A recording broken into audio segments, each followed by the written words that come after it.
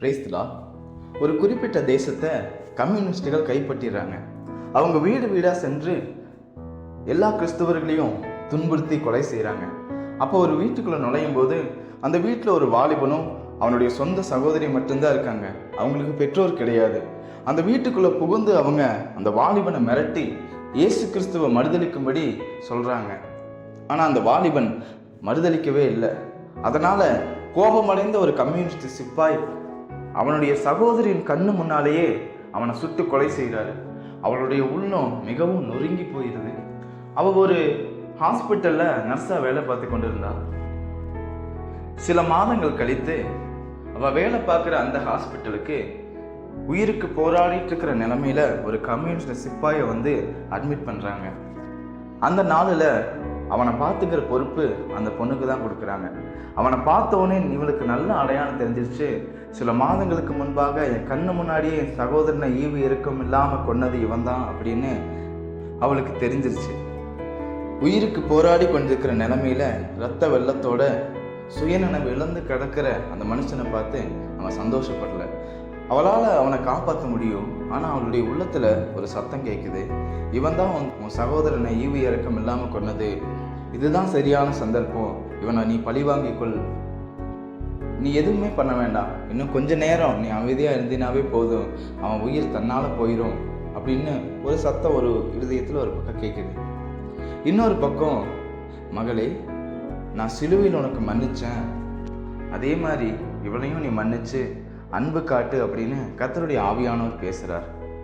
அவள் ஆவியானுடைய சத்தத்துக்கு செவி கொடுத்து அவசரமாக அவனுக்கு தேவையான எல்லா உதவிகளும் பண்ணி அவன் உயிரை காப்பாற்றுறான். சில நாட்கள் கழித்து அவன் சுயநினைவு திரும்பி கண்களை திறந்து பார்க்கும்போது இந்த மகள் அன்போடு கூட அவளுக்கு பணிவிடை செய்து கொண்டிருந்தான். அவன் அந்த சிப்பாய் இவனை பார்த்தோன்னே கண்டுபிடிச்சிட்டான், இந்த சகோதரியுடைய சகோதரனை தான் நான் ஒரு நாள் கொன்னேன் அப்படின்னு. அவன் கூப்பிட்டு கேட்குறான், என்னோட ஞாபகம் இருக்கா அப்படின்னு. அவள் அமைதியாக எனக்கு ஞாபகம் இருக்கு அப்படின்னு சொல்கிறான். உன்னுடைய சகோதரன் உன் கண்ணு முன்னாடியே கொண்டதை நான் தான். என்னை மன்னிச்சு எப்படி உன்னால் எனக்கு இந்த உதவி செய்ய முடிஞ்சது, என்னை காப்பாற்ற முடிஞ்சது அப்படின்னு கேட்குறான்.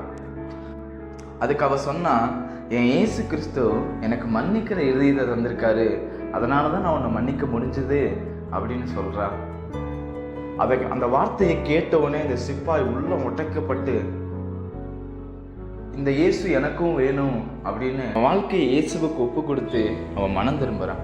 பாருங்க, இந்த சகோதரி கர்த்தருடைய வார்த்தையை கேட்டு அவனை மன்னிச்சதுனால ஒரு ஆத்மாவே தேவனுக்குள்ளாக வழிநடத்த முடிஞ்சது.